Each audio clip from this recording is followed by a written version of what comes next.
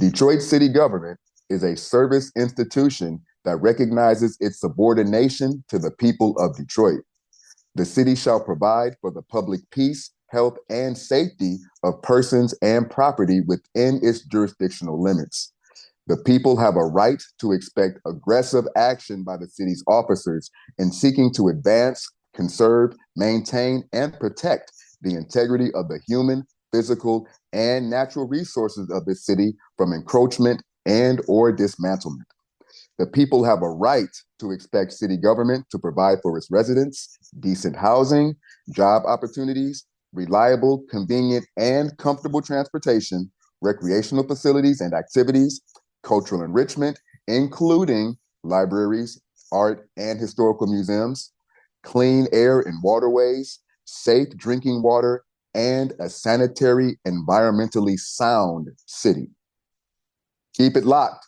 The Black Detroit Democracy Podcast starts right after these messages. Interested in renting space for corporate events, meetings, conferences, social events, or resource fairs? The MACC Detroit Small Business Hub is a 6,000 square feet space available for members, residents, and businesses and organizations. To learn more about rental options at MACC Detroit, contact Nicole Perry at nperry@ecn-detroit.org or 313-331-3485.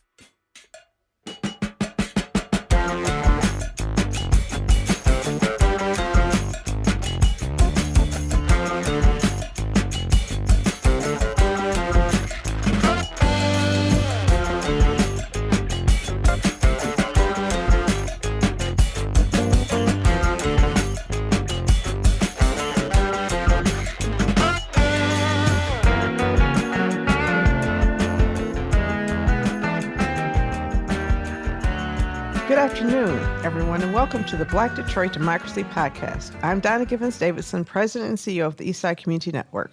I'm Sam Robinson, founder of Detroit 1 Million. Thank you for listening in and supporting our expanded effort to build another platform of authentic voices for real people in the city of Detroit. We want you to like, rate, and subscribe to our podcast on all platforms. The purpose of this podcast is to encourage Detroit citizens to stay vigilant in the fight for justice and equality, with a special call to action for Black Detroit. We seek to build awareness of our history as a gateway to freedom, a beacon for justice, and a laboratory of liberation.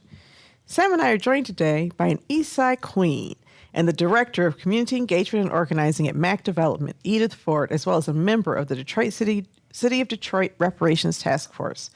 Since 1942, Edythe's family has served as the Help House and Welcoming Committee of Pingree Park. When her grandparents bought their house, her grandmother passed as a white woman to skirt a restrictive covenant barring a sale to Black people.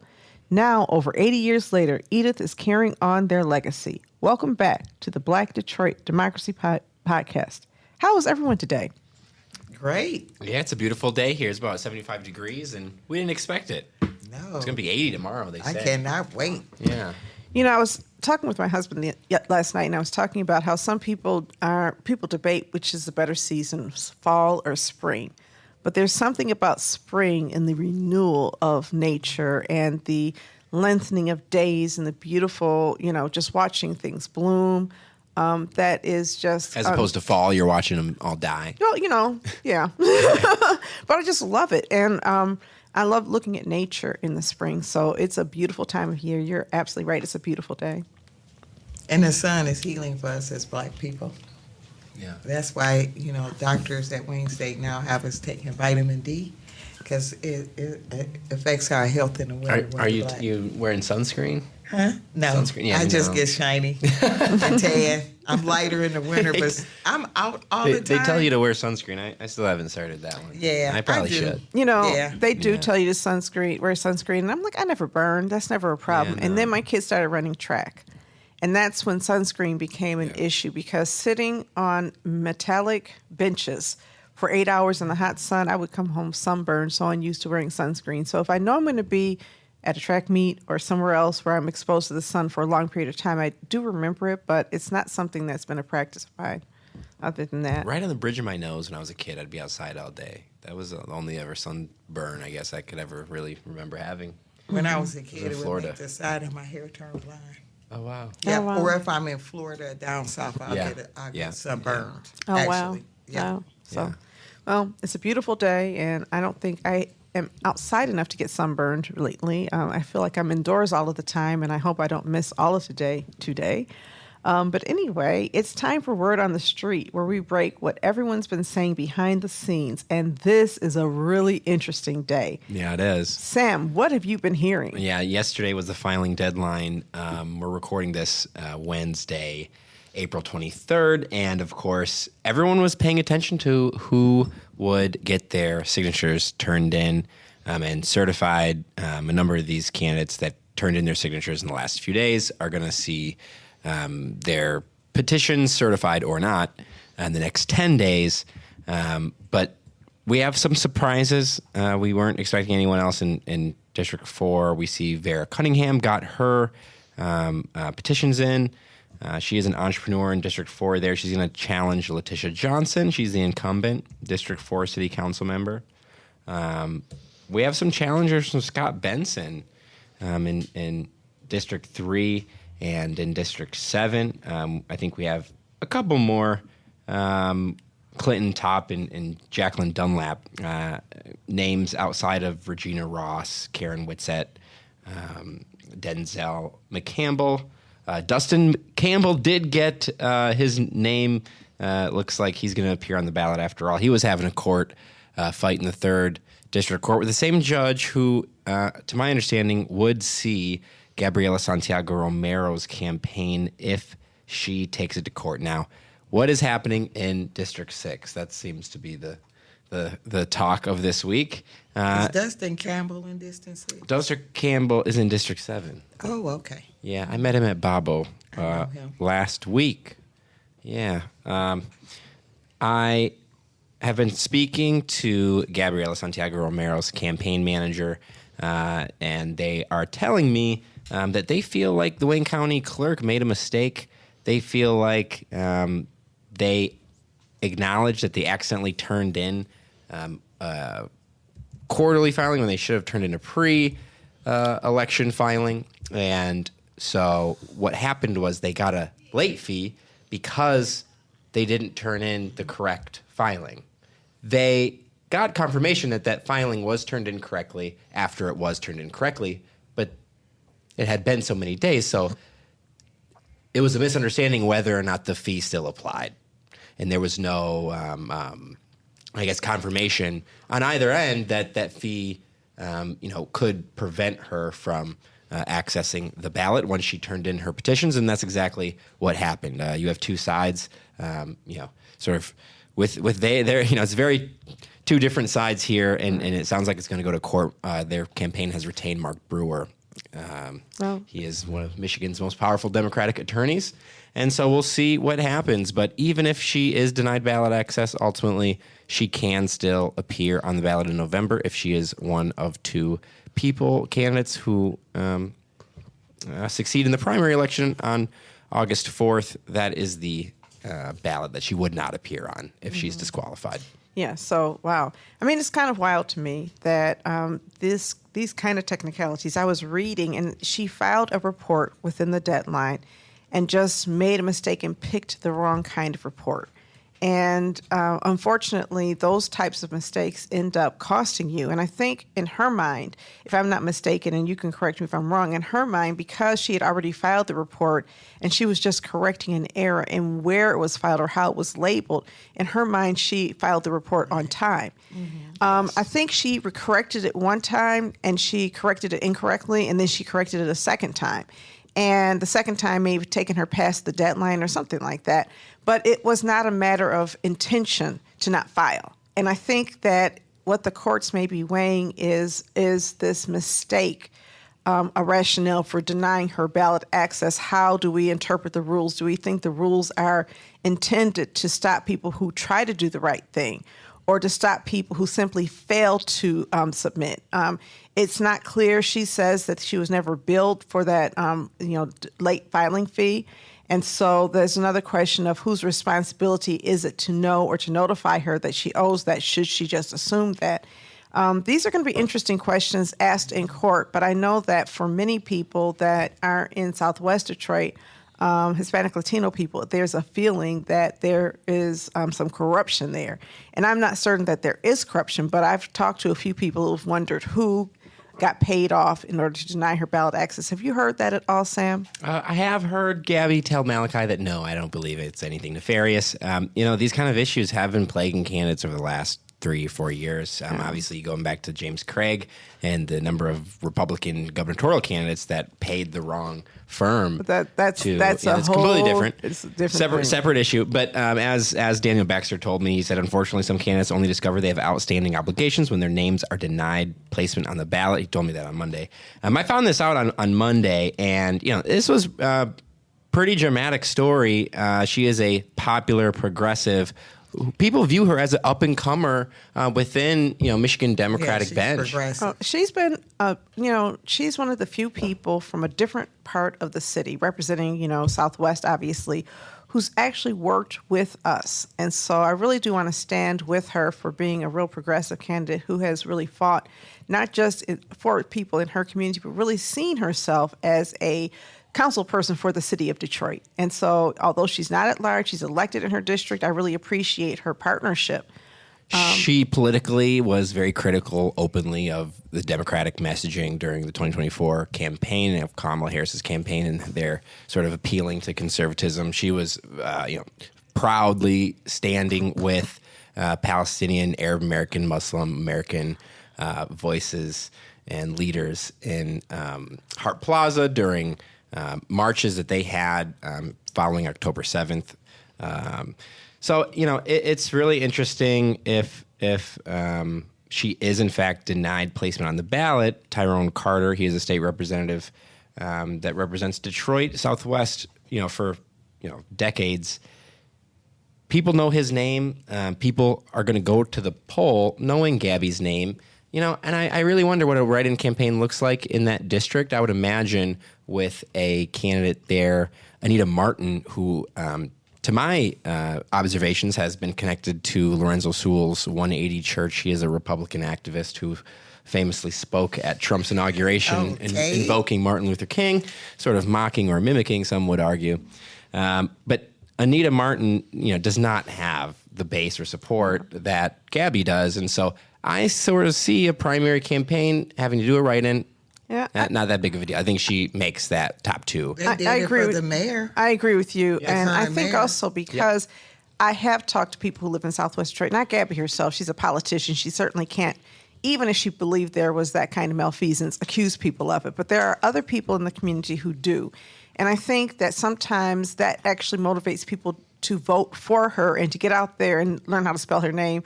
Maybe she can have a commercial spelling. It'll be a little bit more difficult than Duggan, but we've seen that happen in the past, haven't we? Yes. And so I think it's always good when people are doing the right thing or attempting to do the right thing that their names are on the ballot. And I do want to differentiate that from some of these campaigns. If you're paying people to collect petitions and you're not out there knocking on doors and in the streets, you're depending on people who have no connection to you other than a paycheck, then you kind of get what you paid for. For candidates who are, pounding the pavement and delivering on promises, that kind of thing, I hate to see them caught up in technicalities. I will say, it is the same mechanism of paying some. I mean, it's not Gabby herself filing these campaigns. No, that's not what I mean. Sure. What I mean is collecting signatures. If you're paying people to collect signatures, to me, that's different than if you are collecting those signatures yourself. And right now, I'm not certain. I would imagine all of her, her signatures would have been certified. I don't see that they had been, but that was, likely because of the issue of her getting disqualified off the ballot. But she turned in 600 signatures the other day, and certainly she has lots of support in Southwest Detroit among people like me and like my friends, folks like you. But Tyrone is coming, man. The real Southwest. You guys can go back a couple episodes and listen to Reverend Larry Simmons talk about that sort of conversation happening. It's kind of an ugly one going on in Southwest right now. Are you familiar with that? No, I haven't heard that, but I wanted to add this. Me being in the Detroit Democratic Party on one of their committees, I am noticing that candidates, it's happened on the caucus level in the party, don't file their paperwork. So why isn't anybody behind them to make sure the correct paperwork is getting in, the stuff is getting in on time, and it's with our younger candidates? I think that's true. I think there's so many aspects to running for office, right? You form a campaign committee, and people on that campaign committee have roles and responsibilities, and you hope that they're smart enough. What I've also seen is some candidates outsourcing the collection of signatures and the buildup of political support. That's different. That's a choice. You're always going to have a campaign committee, and you want qualified people at every step of the way.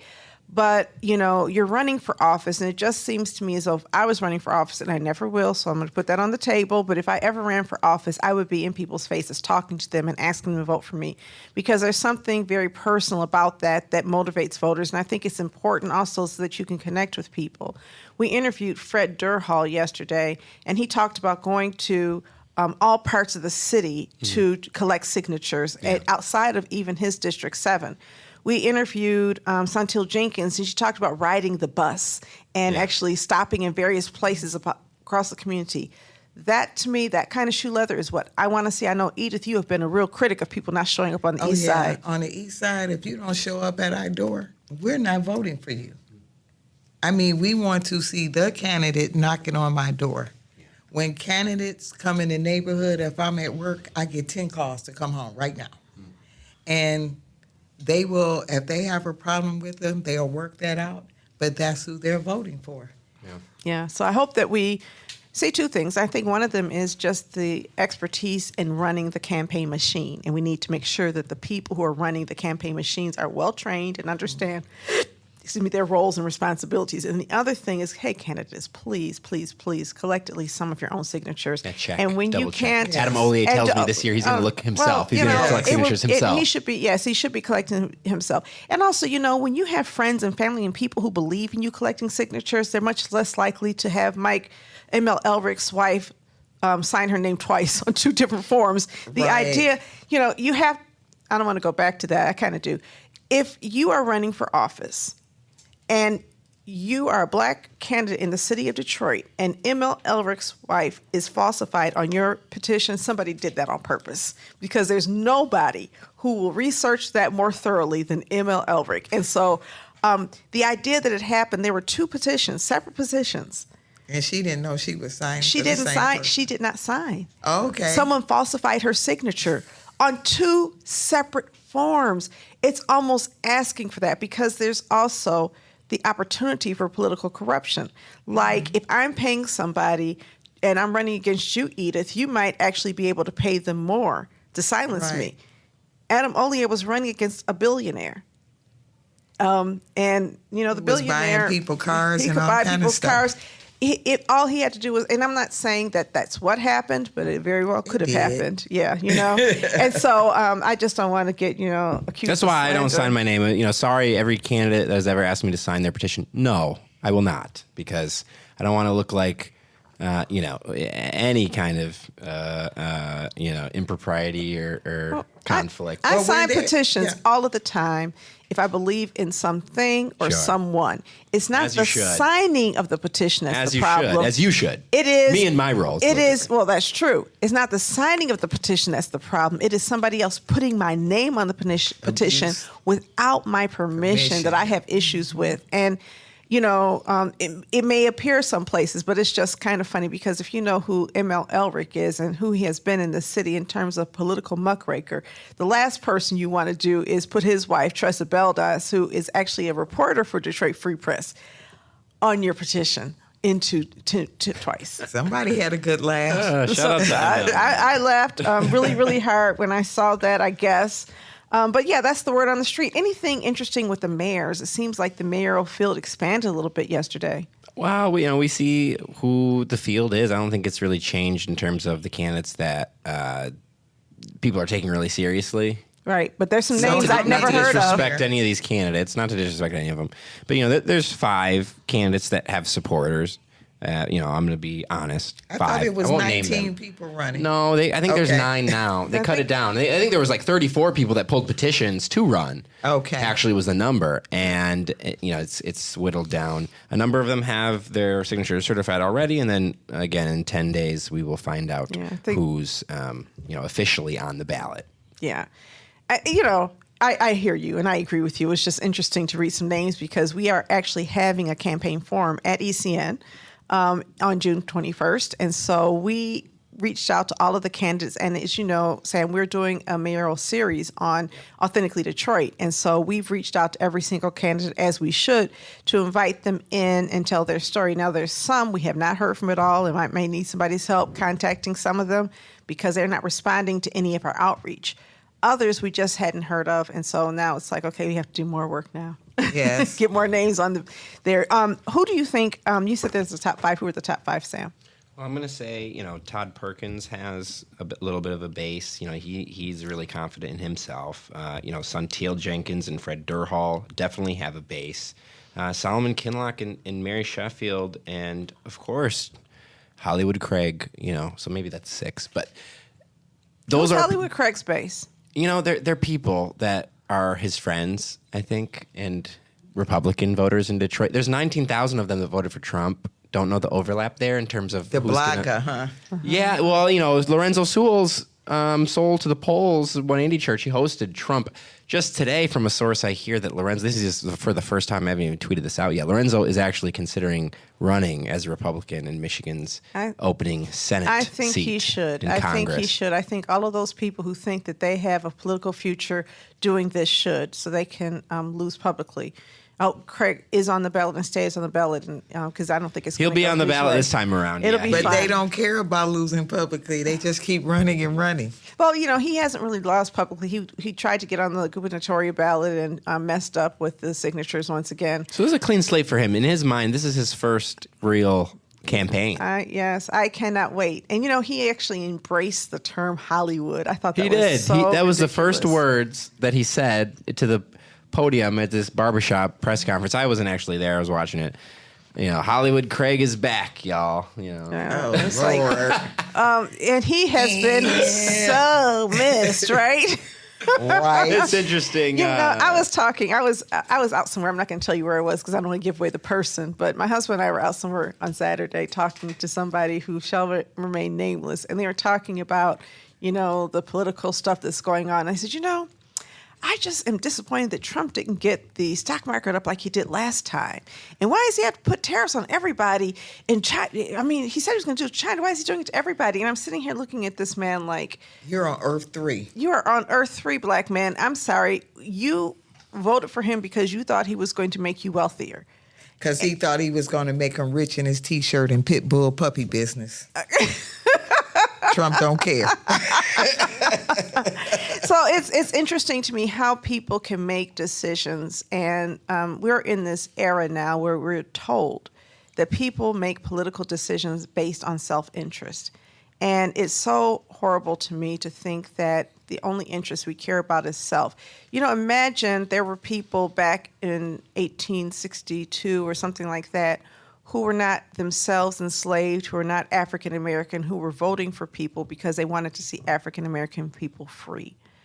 I imagine there were people who in the 1930s who were not themselves poor, who voted for FDR because they wanted to see economic parity. It should not always be about you.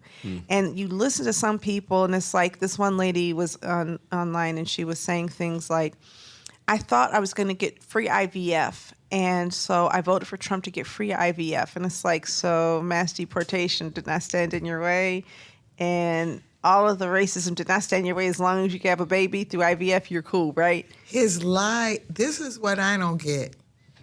He's been racist before he ever ran for president. Everything has been about him always. So how did he win in 2016? How could he win now? And that's because this country is built on racism. Yeah. And that is their focus. Not understanding that every freedom, even the freedom of this nation from Great Britain, was from the blood and the work of black people. Well, I think that as And we we move made forward, it good for everyone. we have to think about there have been so many amazing movements that we don't even know about. There's a Chicano movement here.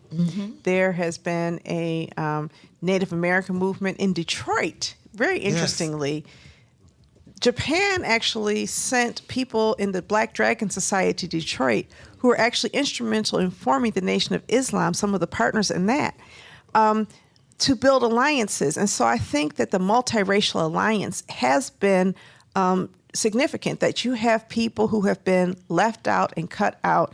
And we hear about movements almost in silos, but what Barack Obama represented was all of these people came together. Yes. And worked with a minority of white people then to put a Black person in office. And I feel as though there has been effort ever since to fragment a multiracial coalition of people and have us infighting. Well, we're the ones who deserve this, and we're the ones who deserve this. And some people do it all in the name of Christ. And it's like, did you read the Bible, or is it me?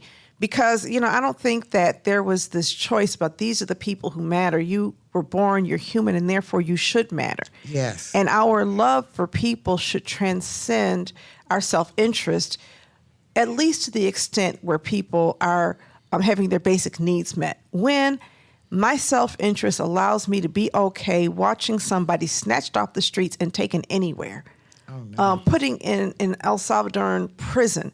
If my self-interest tells me that's okay, and I'm also saying I'm Christian, I might have some mental illness or I'm lying about something because you haven't read the Bible. You haven't read, or if you've read the Bible, you stopped at the Old Testament. You never got to. But even in the Old Testament, there's over 69 verses in the Bible that says you must take care of the foreigner or the traveler like it was your family. Help them start a crop. Help them build their homes. Treat them like your family. Is that taking care of the poor and children and the elderly? You can commit all other kind of sins and be forgiven. You will not be forgiven for that. So I don't know where they get this idea. There's passages in the Bible that defend all kinds of stuff, including slavery. So I think that people can read the Old Testament and pick out the books. But what you cannot read is the gospel of Jesus Christ. Exactly. And tell yourself hate is okay. And I can say this right after Easter, that on Easter Sunday, I was really thinking about the fact that Jesus was an undocumented immigrant. Homeless. And he was also a rabble-rouser. Yes. And this undocumented homeless rabble-rouser somehow was killed by the masses for not really standing up for blasphemy. And look what we're doing right now for homeless, undocumented people who stand up and express their voice. The idea that we're going to raid or kick somebody out of this country because they fight for what they believe in with their heart. The idea that somehow we can twist what they believe in and call it anti-Semitism when whole Nazis are part of this government. Yes. Makes no sense to me. It's okay. I mean, it wasn't that long ago when good people on both sides or on one side were marching saying Jews will not replace us. But anti-Semitism is saying don't kill Palestinians, stop the genocide. It just makes no sense. And it speaks to something, like you said, that is really rotten in our culture. But I also want to say that my grandmother is rising up in me and reminding me that, yes, I am a Black woman, proudly Black, never want to run away from that. But I'm also a woman who believes that all people of all ethnicities matter. And we have a whole lot of people who are treated like they are discardable in our society right now. And if it doesn't break your heart, it should. Well, one of those stories right now is this guy, Hugo Prada. He was a Venezuelan immigrant living in Detroit. One of his friends in Chicago says he simply disappeared in January. He took a wrong turn, went over the Ambassador Bridge, and never came back. There might be more people than are, being captured in these videos that they're posting and promoting than we first knew. And so this is a New York Times story that people are reacting to today from April 22nd. Abdul Al-Sayed, he is a candidate, Democratic candidate for U.S. Senate among Haley Stevens and Mallory McMurrow. We hear Joe Tate's going to throw his name in that mix as well. He told me that Friday. And what does he think? What did he tell you? I said, well, what's going on? Yeah. How you guys going to beat it? And he was like, well, the Republicans are in charge, but you're not saying anything. Right. And this is my problem with our party sometimes. When you get there and you know something's going on that's not right, why aren't you telling us? Well, you your know, constituents, so we can get behind it too. You're opening up such a great line of questioning. We are going to take a break and come back and revisit that question because it's important.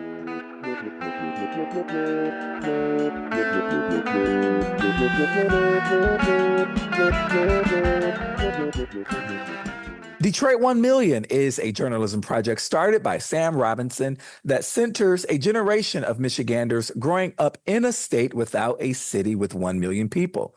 Support the only independent reporter covering the 2025 Detroit mayoral race through the lens of young people. Good journalism costs. Visit Detroit1million.com to support Black independent reporting.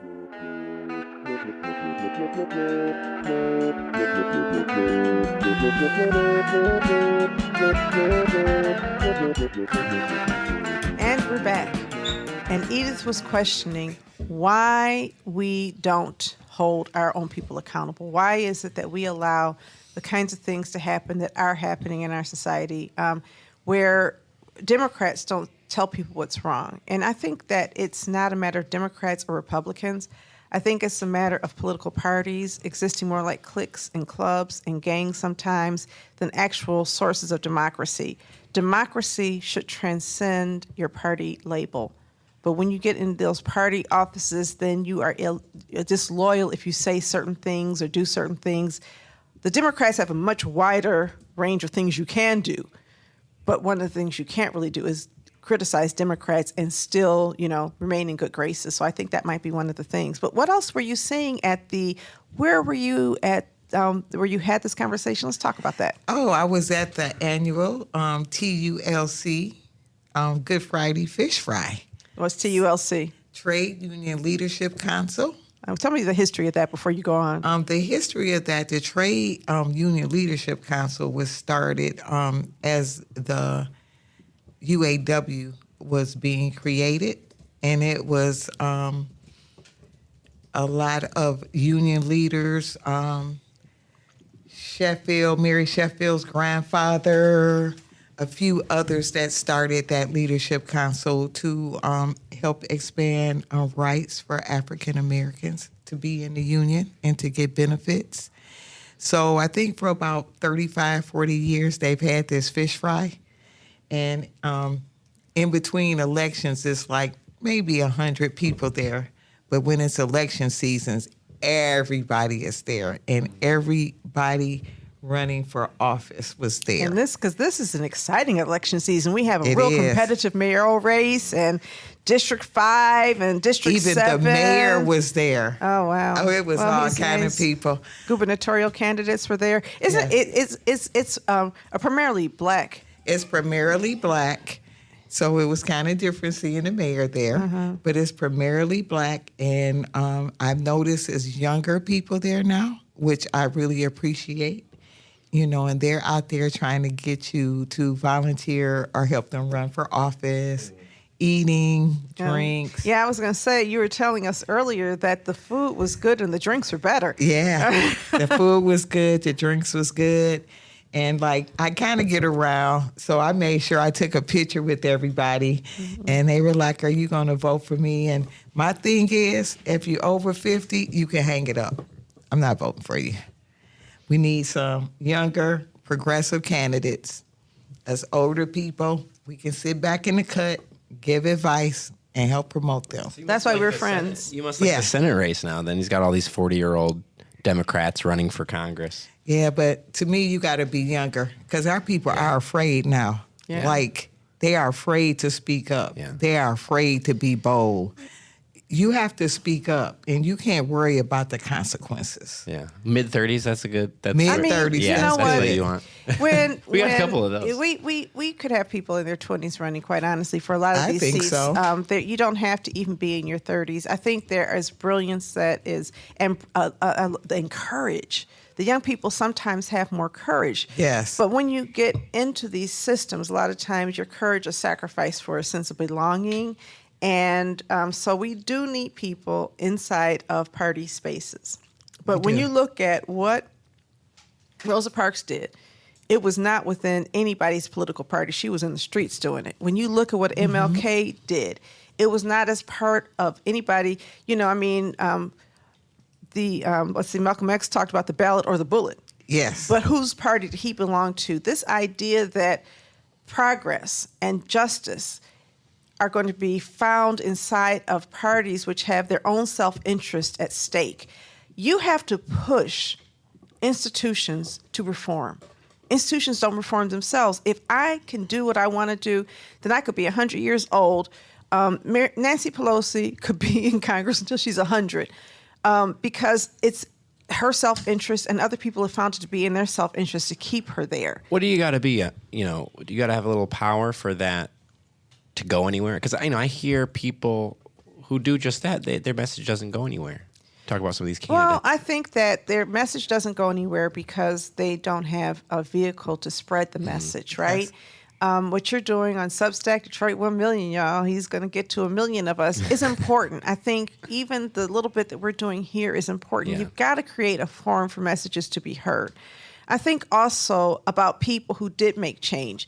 When you think about the outrageous idea that Barack Obama became president of the United States, whatever you think about his politics, he was out there in small towns. He was organizing people. He was finding points of similarity. He was saying to people, hey, listen, I know you live in this farming town and you've never really talked to black people, but we care about the same things. And he was able to relate to them.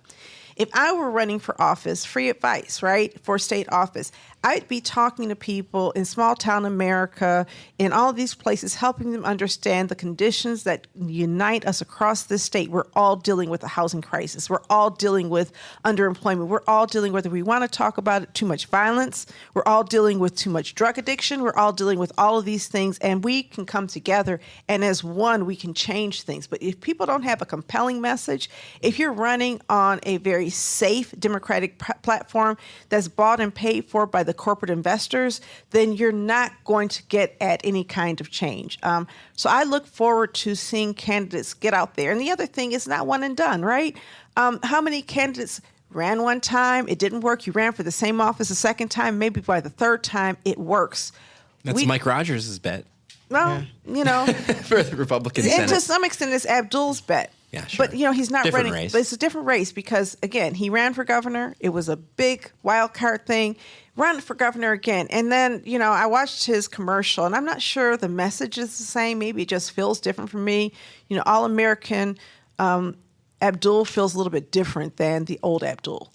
He's still Bernie backed. He's going to get the AOC, I would imagine. Yeah, he will. But, whether or not I think it's a response to the moment. This is the Bernie version of meeting the moment is to do what?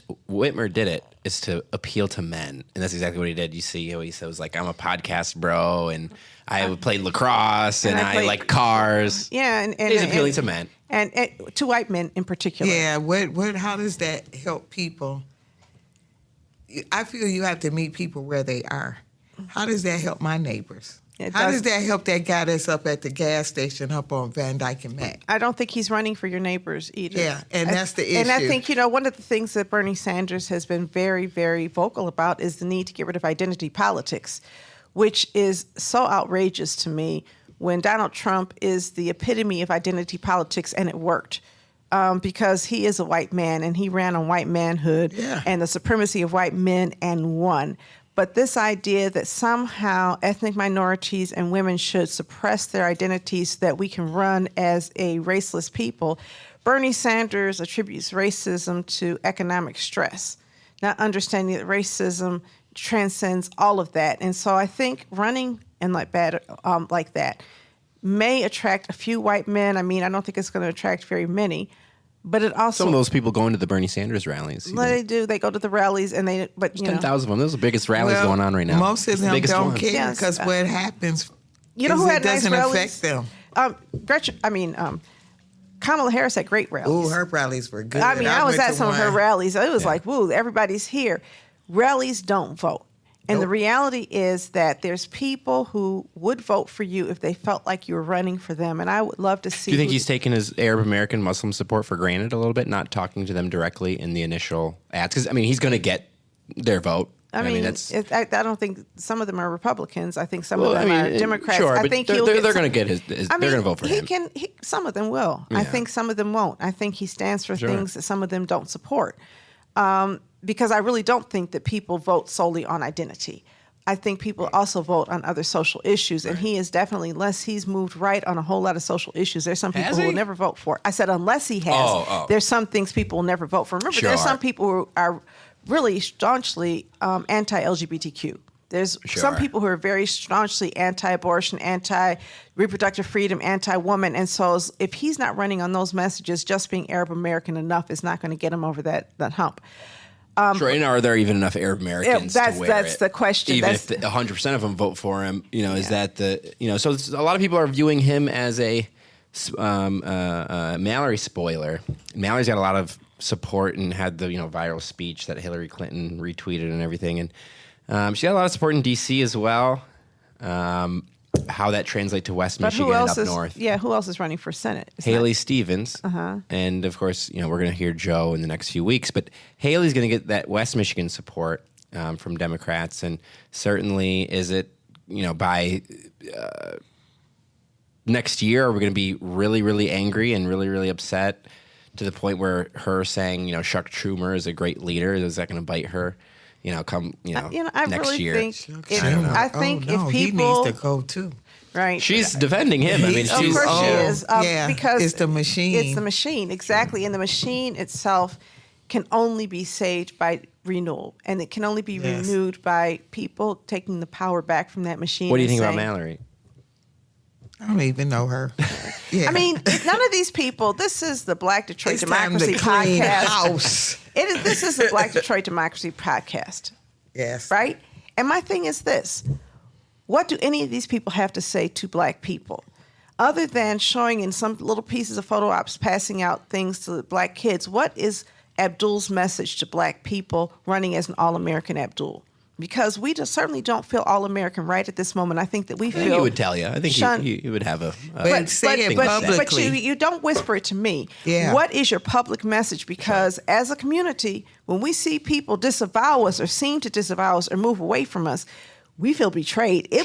He might lose some support for people feeling betrayed by him. But it's not about him. It's not about Mallory. It's not about any of these people. It's not even about Joe Tate. It is really about our people running on messaging that resonates with Black Detroiters. Yes. Are they running on messaging that resonates with Black people in Flint, in Saginaw, in Midland, in Muskegon, in Benton Harbor? If you're not running on those messages, you're not going to assume that you're going to get that Black vote. People may, what is it? Somebody said the couch is the biggest threat, not necessarily your opponent.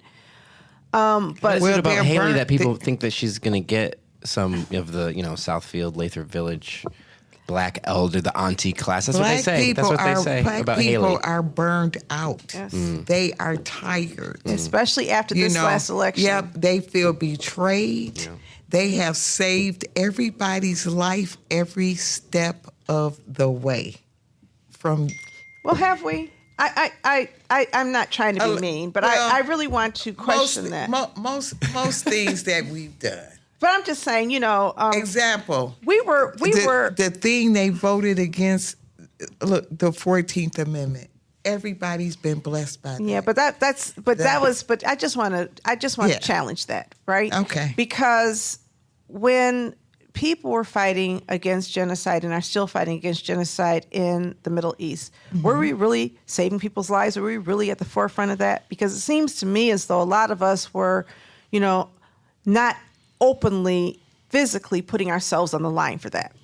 When it comes to mass deportations, have we really been on the side of that? I've heard so many people actually agree to some extent. I think the reality is that we have played a very, very significant and powerful role in freedom and justice movements all across the world, but so have some of our allies. And I think the best way for us to really look at it is to say, how do we hold hands with these other people who probably feel, and I've heard some of them say, abandoned by us. And how do we yes, hear I hear that? that too. How do we hear that without being defensive and saying, you know what? No, we've been for you. If people feel abandoned, maybe we should hear them.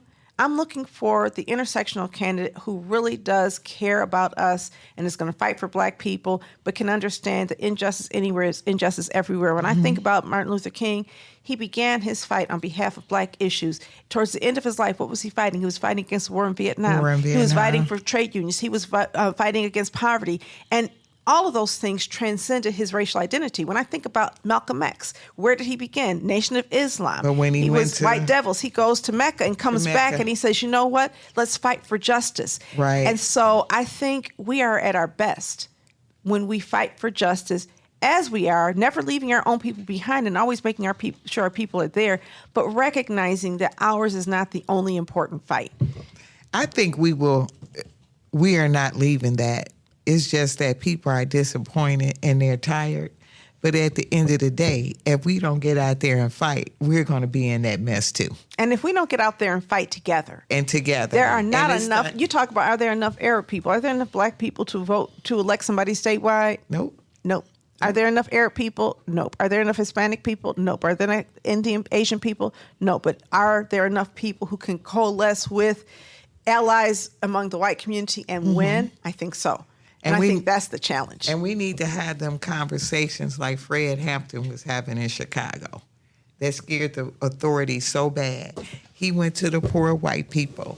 He went to the Puerto Ricans. Yep. And then they all figured out their problem and enemy was the same person. That's right. And it's time for us to have them conversations because we'd have gotten away from each other. Yep. And everybody's in their own silo. And it's just time to sit down and have those hard conversations I have with my neighbors. They don't want to have them publicly out loud. We haven't gotten away from each other. We've been played against each other. Yes. We have been played against each other. Donald Trump, Mexican people are taking Black jobs. That's playing us against each other. And rather than us saying, you know what, let's put our arms around Mexican people who are doing jobs and, working under inhumane conditions. Instead, there's people who say, well, what is a Black job? We're too good for that. And I mean, that's not, you know what I'm saying? Sometimes we have a way of not intending to, but playing into the hands of people who would divide us. Fred Hampton is a perfect example. Fred Hampton became dangerous when he reached outside the Black community. And they all started getting along together. Martin Luther King was executed when he started reaching outside of the Black community. Yes. Malcolm X was executed when he stopped. Paul Robeson had his passport snatched when he went around the world and started to unite people across the world. It's dangerous. You can go back to Bacon's Rebellion. Mm-hmm. They got mad. They gave the white indentured service lands and enslaved the Black people. Like whenever we get together to unite. But I think now is this time that there is going to be a change. It's going to be a break in this. What do you think, Sam? You're not from here, but you've been here. You've talked to a whole lot of people. Do you see us uniting? I just the conversation when you talk about having those difficult conversations, people are retreating more than when I first started interacting with public bodies of government, elected officials, and politics. It's almost 10 years now since 2015, 16, 17. People are retreating more, and they're not able to be. There's like this spoken language among Democrats. There's this unspoken language, excuse me. And you saw Elizabeth Warren be asked about Biden's mental acuity, and she said, well, I said what I believed to be true at the time. And before she said that, she kind of gave an expression on her face to indicate that, we knew, we knew that Biden's mental acuity wasn't as sharp as it was in 21. And we all just felt like we needed to be loyal and allegiant to the Democratic leadership. And I think that is not happening with Republicans. They're getting they're steamrolling over the establishment leadership. Republicans are afraid. I'm trying to remember which Republican senator was a woman who said, we are afraid. Lisa Murkowski from Alaska. Said she is afraid. She's not the only one who's afraid. They will dox you and send people to your homes. We don't know what other kind of threats are being made. So I think that we also have to understand that thugs are running our country.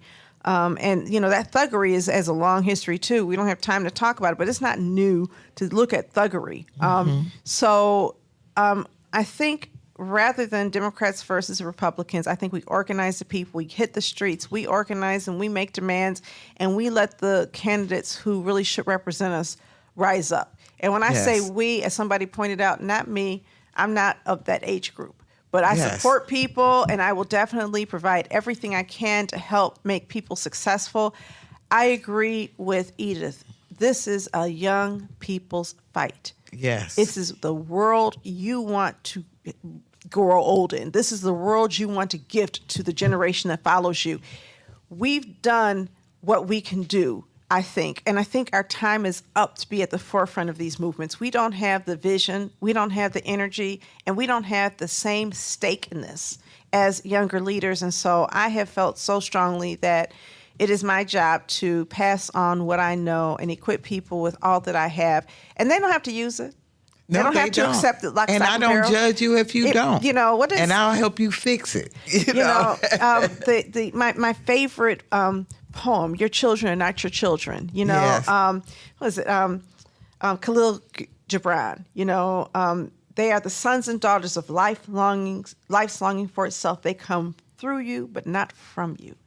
Mm-hmm. And you can be like them, but don't seek to make them like you. I mean, that's part of it. This idea that we have got to let go of power, and this idea that we have to be in control and we know everything and we want to relate every freedom struggle to 1967 is abhorrent to me. And why is it Al Green getting removed from the chamber during the State of the Union, and not? Because he was flipping them tables over and throwing I know, but objects. to my point is, is the representation. That's the symbol now of, is Al Green shaking his cane? He shouldn't shake his cane. Well, not to say he shouldn't. He should have thrown that mug. But why are they not all walking out with him? Exactly. That's what I wanted the to know. But because there's self-interest involved, if you can go into Congress as a thousandaire and walk out as a millionaire, everybody's corrupt at some level, in my opinion. We're going to take another break before we talk to Edythe a little bit more about Edythe herself, the work you're doing, what you're seeing in your community, and also, before we let you get away, the Reparations Task Force. Oh, yes.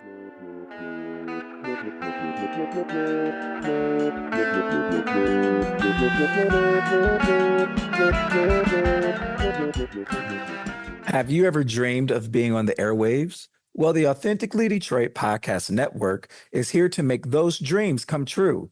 Formerly known as the Deep Network and located inside the Stoudemire, the Authentically Detroit Podcast Network offers studio space and production staff to help get your idea off of the ground.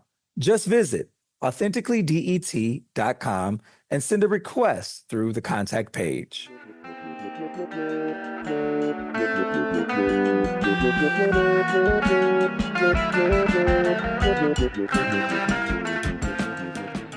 All right, Edythe, you are a friend, a colleague. You know, we are two strong Black women in the same community, neighbors, and people who have just been so supportive. I can honestly say that through all the challenges I've had in this community doing this work, you have been somebody I've counted on for your support. And so I just want to say publicly how much I love you as a human being for always just being a support of not just me, but the work that we do organizationally. And I admire the work that you do. Can you share with people what the Queen is up to over there at MACC Development? So what we're doing right now is, of course, we're working with our community partner, ECN, to make our resiliency center of the Commons, our coffee shop laundromat, more of a resiliency center. We were kind of doing it underground until we got with you guys, because we got, in trouble with building and safety a few times. But now we're making it official. So the Commons is a place that was designed by the community, down with the business that's in it, the paint on the walls, the furniture, and the mirrors. Mirrors is all selected and supported by the neighborhood. We work with people in the 48214. One of our biggest projects was when I moved back to my childhood home in 2012, it was like everybody was moved out. And so when I started exploring what was going on, people were losing their houses because they had been illegally overassessed. That's how MACC Development found me, talking to my neighbors, making them talk to each other to try to find out what was going on. And at that time, by 2014, 2014, over 21,000 of our neighbors were in foreclosure or going to the tax auction. So we started working really hard. That's what made me get in the streets. Like, I put my Gucci purses down and my fancy suits and started hitting the streets. So one thing that I do in my neighborhood, it takes me 3 weeks to walk every block, and I do it 4 times a year till I hit every house 3 or 4 times or leave a message. And I just started into doing what my grandparents did. They were just grassroots people. We had 21,000 houses in foreclosure, and last year we were down to 1,200. So that was quite an accomplishment there. Of course, we're on MACC infamous Van Dyke, so we see a variety of characters there, and we try to not give them dignity because God gave them dignity. We affirm their dignity and make sure they are talked to and they have people to listen to. One of my jobs is to advocate for my neighbors and to let people know what people actually need.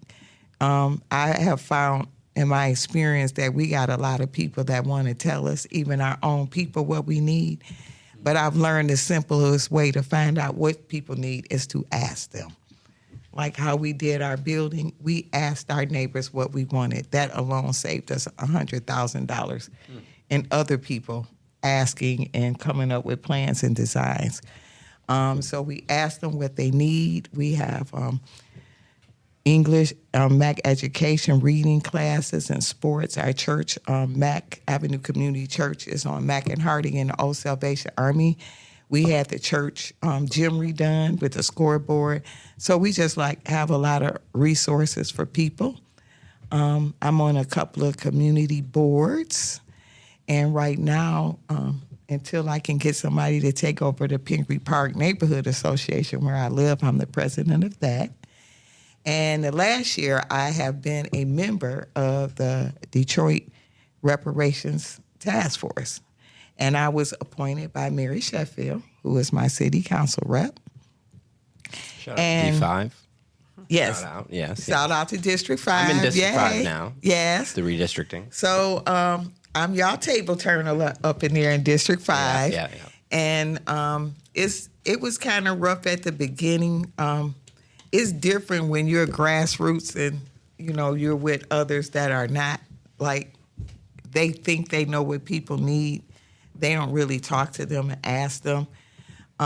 We had some situations going on there that I did not appreciate. I had to come to Donna I'm going to choke somebody. No. No, you know what? The word on the street is, speaking of word on the street, I heard from somebody yesterday that you're a peacemaker there and a bridge builder. So some people are really honoring your work, Edythe. Oh, thanks. I didn't know that. Well, one thing I do is I'm we have to listen to these people. They know how they're harmed and they know what they need.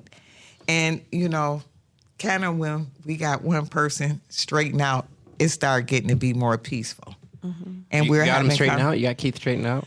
Oh, you brought his name up. Yeah, I know. Yeah, I'm the reporter. It was.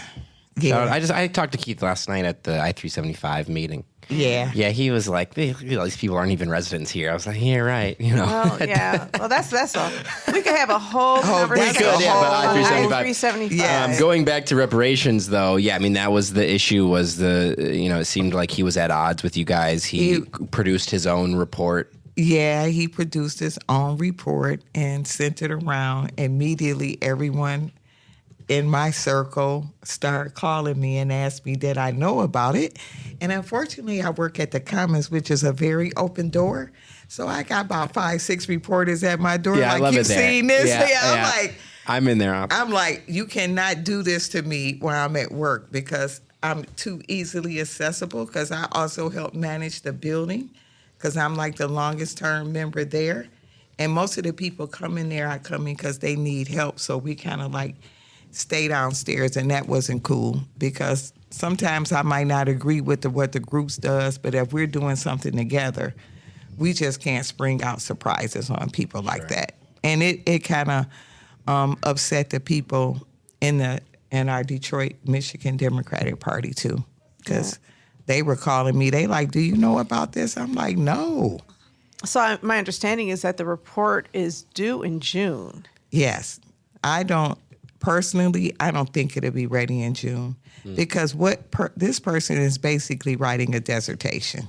Yeah, I mean, and I really admire the person who was selected. She's good. But the process of writing has to be one where you're documenting feedback from the people who are coming at the table as the members of the task force, right? Yes, and the community. Yeah, that's what I mean. And because it's reparations, it's going to be a fight about it. Mm-hmm. So we need sociologists to quantify to talk about those harms and how they affect people as a group. We need an economist. You mean as as speakers to address the community and educate people on those things? Yes, and also be a part of the paper because these are the things. If it's taken to court, these harms have to be proved. I have a question about the Reparations Task Force, and that is, when we look at reparations, are we looking at repairing past harms, or are we also looking at repairing policies that are producing current and future harms? So it's fixing past harms and also we would like to create a committee or a division that's part of the city. How far in the past? Like if I had my home illegally foreclosed on 2 years ago, is that a past harm or is it? No, we're going back almost to 1917. So anything that happened after 1917 is not included in this report? No, from like 1917 to maybe like 1978 or where we are at right now. I think that's a challenge for me, I'll be honest with you. I feel as though people of every era can look back 50 years and say, oh, we were really messed up then. Glad we got it together. 40 years from now, we're going to need a reparations task force for 2025. And at some point, we've got to stop the bleeding and say, how can we not continue to perpetuate these injustices? One of the things we have in there is the loss of the over $600 million from the property tax losses. But we want to have this commission that is going over every city policy and ordinance. All right. Because that's the problem right there. Yeah.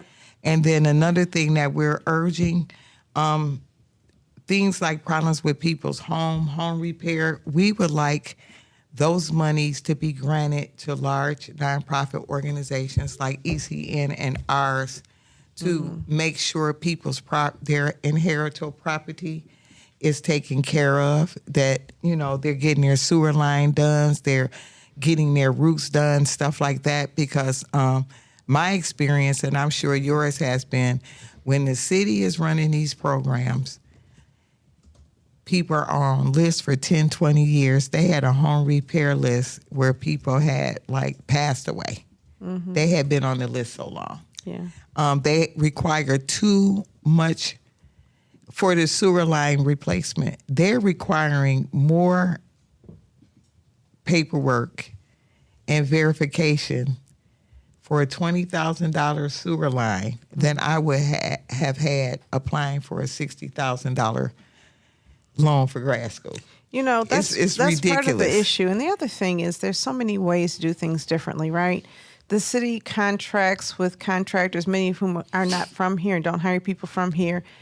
Building up a labor force and getting Detroiters together and trained and equipped to fix up each other's homes would be such a powerful thing when you think about the workers after the Great Depression. Yes. And how they got together. I forget what they called it. My grandfather was part of that, where he was working to support the family through the government, the workforce. It was the WPA or something like that. Yeah, the W something board. Yes. We have to have a different mindset if we're really going to do things at scale.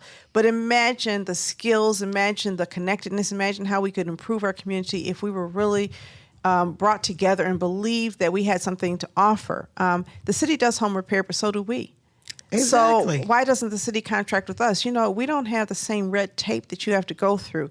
Not just us. There's several organizations across the city. Yes. So there's ways to make government more efficient, make government more responsive, make sure the government is not just hooking up private people who make big campaign donations. I admire you for the work that you're doing and for sitting in on that task force, because it's emotional. It's triggering to talk about all of these issues. When you talk about racism, you don't walk away feeling great about the world. No. When you talk about past injustice, you don't feel really good. You may feel very informed. And so being in that space and sticking with it and still trying to hear people and be a broker for peace is a skill set that only a queen of the East Side brings. It's hard. You're doing have to do what you got to do. And I just think if we had and we empowered and equipped people like you in every neighborhood in the city of Detroit to listen, to care, to hit the streets, to know who people are, to broker peace, to advocate, we would have a much stronger city. And that is actually what the Black Detroit Democracy podcast is all about, is really trying to promote citizen activism and then bring citizens together to demand shared change, because although you may not be at the forefront of a movement, you are part of the forefront of community healing and change.